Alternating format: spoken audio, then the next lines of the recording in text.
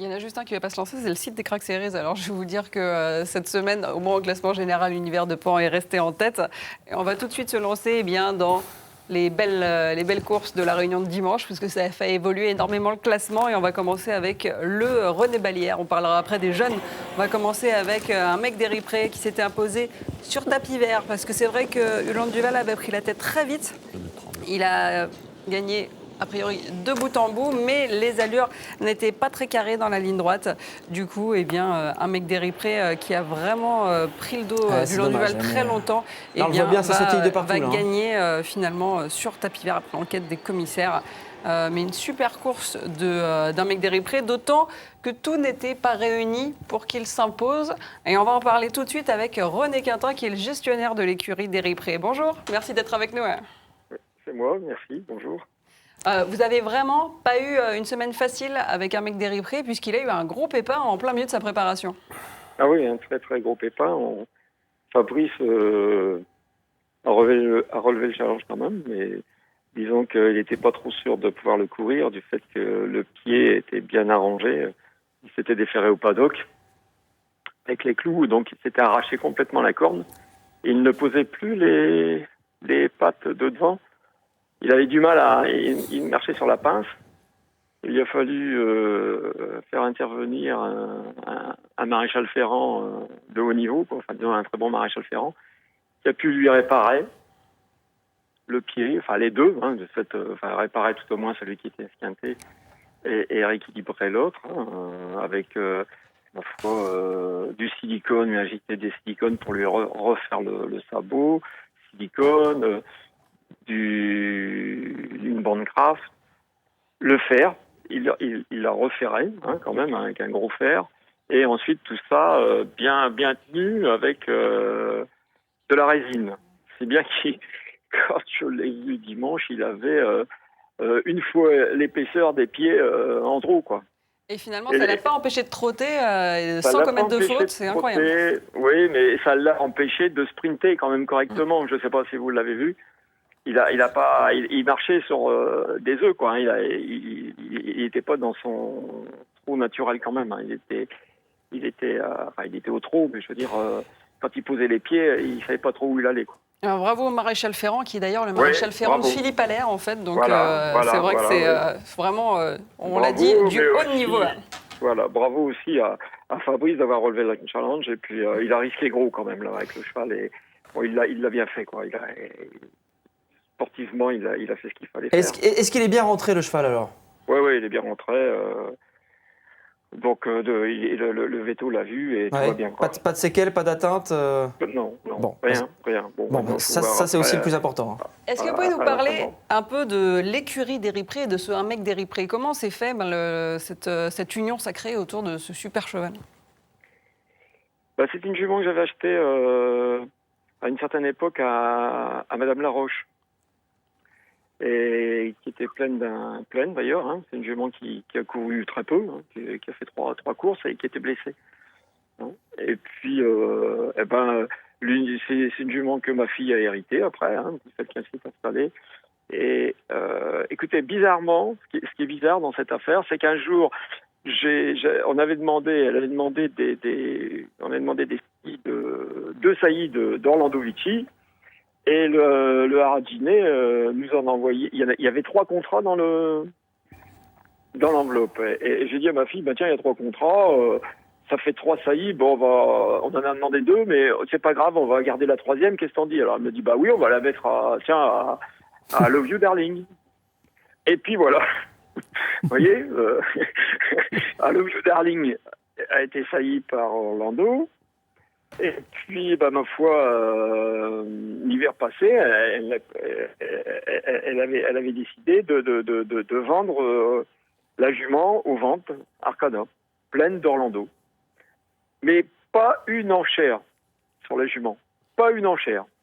Quelle erreur, parce que c'est quand même c'est quand même ce produit qui est le plus riche pour Orlando Vici, avec plus de 800 000 € de gains pour un mec d'Éripré.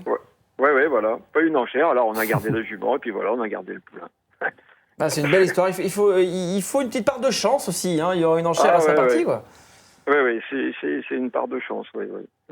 comme disait, enfin j'ai vu dans le Turf de ce matin Bruno Jolivet, il nous dit que la famille Quintin est bénie des dieux. Peut-être. Ah, il y a peut-être une bonne étoile, il y a peut-être une bonne étoile quand même. Allez. Mais bon, un peu de chance, quoi, disons. Voilà, il en faut.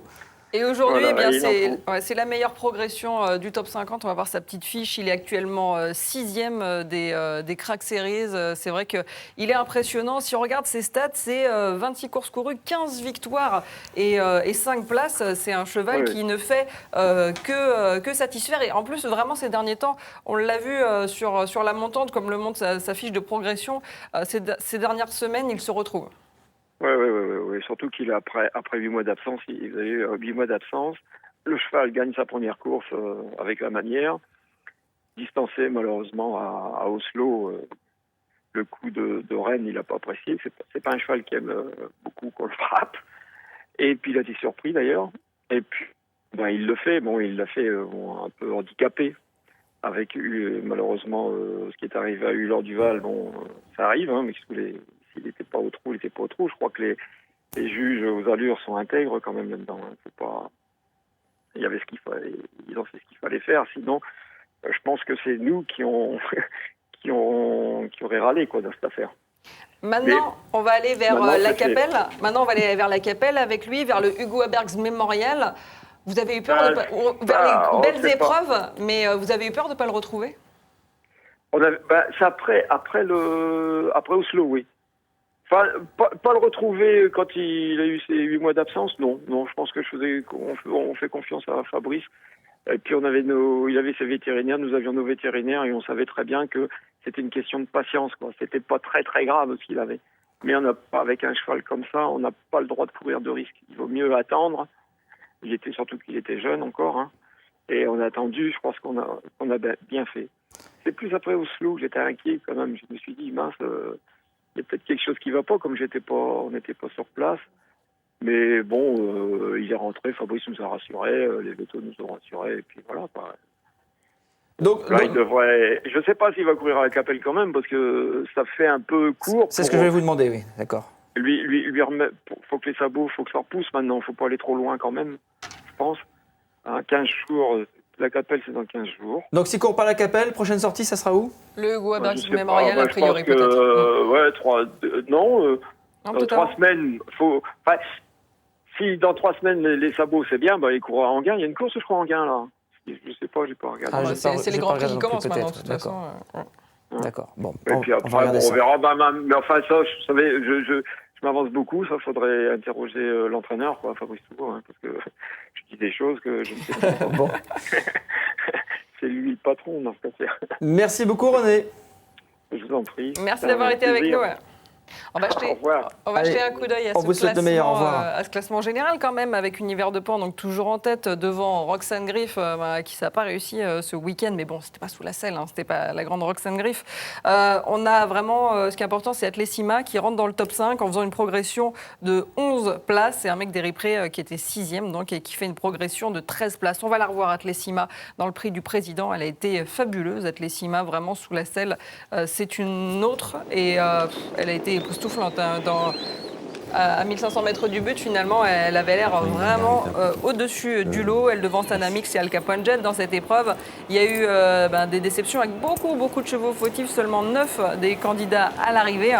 Et grâce à ce succès, eh bien, dans sa classe d'âge, Atlesima grimpe. On va voir le tableau des 4 ans juste après. Vous allez voir Atlesima qui grimpe en deuxième position chez les 4 ans, derrière Aladin des Cajoles, mais on se rapproche tout doucement. C'est vrai qu'Aladin des Cajoles a fait le trou, vous voyez, 4000 points d'écart, c'est quand même assez énorme quand on fait la comparaison. Avec le classement général, il y a 200 points d'écart entre Univers de Pan et Roxane Griff. Alors forcément, c'est un peu moins serré dans cette génération. Et puis la génération des 3 ans aussi, je sais qu'il y a eu beaucoup de mouvements. Il y avait 2 belles épreuves, une sous la selle, une à l'attelé. On va revoir tout d'abord à l'attelé, c'est Bocador de Cime. Il a été vraiment impeccable, drivé par Pierre Vercruis. Philippe Allaire qui réussit le jumelé pour l'entraînement, Bocador de Cime, brillantissime. C'était une superbe course, il y a eu une belle bagarre. Et puis celui qui a été éblouissant. Ça faisait 4 ou 5 ans que Pierre Vercruysse n'ait pas gagné un groupe 1, donc c'était important aussi.